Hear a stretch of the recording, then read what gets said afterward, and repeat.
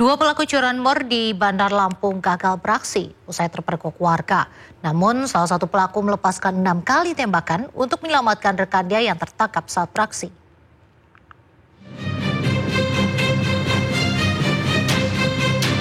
Aksi nekat dua pelaku curanmor di parkiran kantor Nusanet Jalan Cut Nyadin, Duren Payung, Bandar Lampung terekam kamera pengawas. Datang dengan mengendarai motor bersama rekannya, pelaku menyasar sepeda motor karyawan.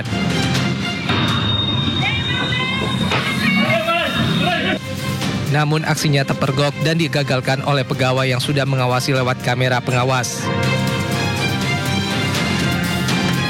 Saat eksekutor berhasil ditangkap, rekan pelaku turun dari motor dan mengeluarkan senjata api. Pelaku melepaskan 6 kali tembakan ke arah kerumunan sambil menodongkan pistol dan menendang karyawan yang mencoba menahan rekannya yang tertangkap hingga berhasil kabur. Beruntung tidak ada korban tertembak, hanya satu orang karyawan mengalami memar akibat ditendang pelaku. Berapa kali tembakan, Bang? Kalau saya waktu keluar itu udah ketiga kali. Setelah 3 kali itu dia kurang lebih nembak 3 atau 4 kali lagi sih. Berarti pistolnya. Jadi kurang lebih sekitar 5 atau 6 dia nembak itu. Ya. itu sempat nodong ke kawan-kawan juga ya, Bang? Ya, nodongin ke orang-orang biar ngelepasin temennya itu. Polisi masih melakukan penyelidikan dan memburu para pelaku yang aksinya meresahkan warga. Pemirsa, kurir di Bekasi, Jawa Barat dianiaya seorang pria menggunakan senjata tajam. Pelaku menolak membayar paket COD seharga Rp30.000 dengan alasan tak ada uang tunai. Enggak, dulu. Iya, saya belum dibayar. Video ini diambil korban saat mengirim paket kepada seorang warga di wilayah Harapan Jaya, Medan Satria, Kota Bekasi yang membeli barang melalui aplikasi belanja online. Pelaku yang tidak terima ditagih uang COD sebesar Rp30.000 langsung keluar dan menganiaya korban dengan senjata tajam. Akibatnya korban alami luka di bagian tangan dan perut. Peristiwa bermula saat korban mengirim barang pesanan ke rumah pelaku. Saat diminta membayar, pelaku menolak dengan alasan tak ada uang cash. Korban pun sempat menawarkan pembayaran melalui transfer, namun diduga emosi, pelaku mengambil senjata tajam dan menganiaya korban. Ya, ini sudah kita terima laporannya, sudah kita lakukan visum, sudah kita antar visum. Nah, segera terhadap terduga pelaku akan kita lakukan penindakan. Saat ini kasus dugaan penganiayaan disertai kekerasan terhadap kurir paket dalam penanganan petugas Satreskrim Polres Metro Bekasi Kota. Dari Bekasi, Jawa Barat, Rahmat Hidayat, iNews melaporkan.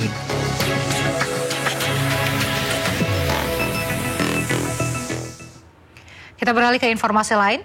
Kepala Sekolah SD di Jember, Jawa Timur diduga menganiaya 2 siswanya hingga orang tua murid menggeruduk sekolah. Penganiayaan terjadi lantaran korban gaduh saat guru menjelaskan mata pelajaran agama di ruang kelas. Siapa nih gimana? Terus. 2 siswa laki-laki di SD negeri di Jember, Jawa Timur mengadu kepada orang tuanya telah mendapat tindakan kasar dari MK yang tak lain kepala sekolahnya.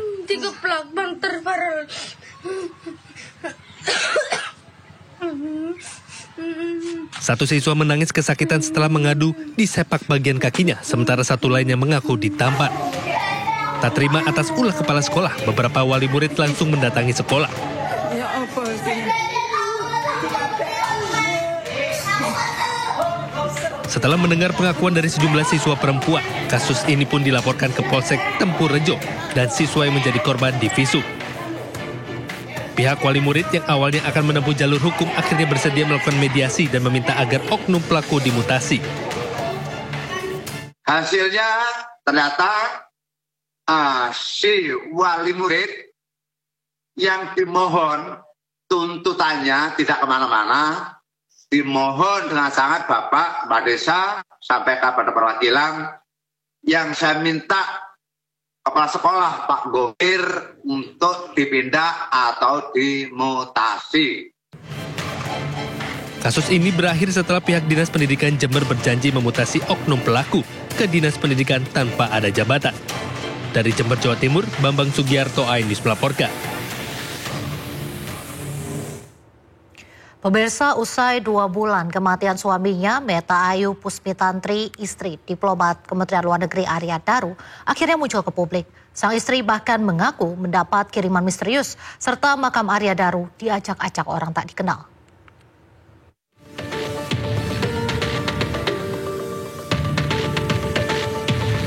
Hingga saat ini, penyebab kematian diplomat muda Arya Daru Pangayunan masih menjadi misteri.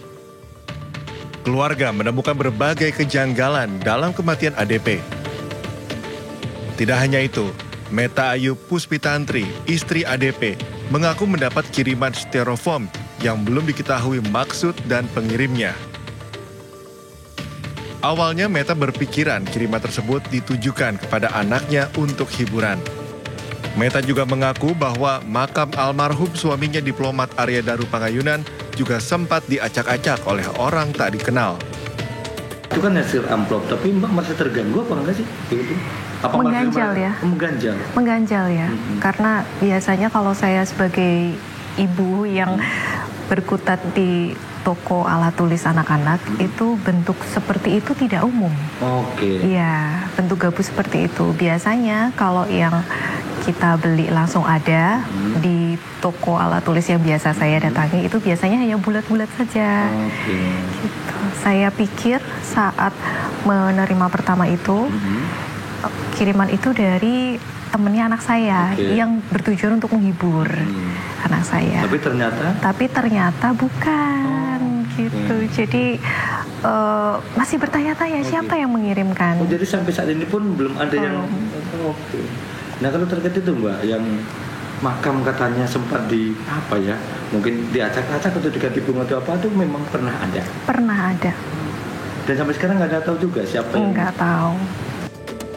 Keluarga ADP meminta penyelidikan kematian ADP dilanjutkan dan diambil alih Mabes Polri.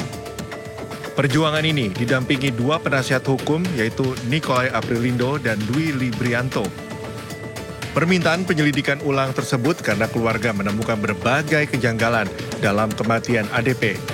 Selain itu akan ada petunjuk-petunjuk baru yang nantinya akan disampaikan ke penyidik Polda Metro Jaya guna melanjutkan penyelidikan. Pemirsa, keluarga mencurigai ada kejanggalan dalam kematian Arya Daru. Sang istri juga menceritakan soal aplikasi WhatsApp Arya Daru yang tiba-tiba centang 2 setelah ponselnya dinyatakan hilang. Selain itu, akun Instagram Arya pernah tiba-tiba aktif, padahal sebelumnya tidak bisa diakses. Jam 10 pagi, iya. Tapi Mbak pernah tanyakan ke polisi, kok ini hidup loh gitu, pernah? Pernah. Oh, pernah? Pernah. Apa jawaban pihak polisi?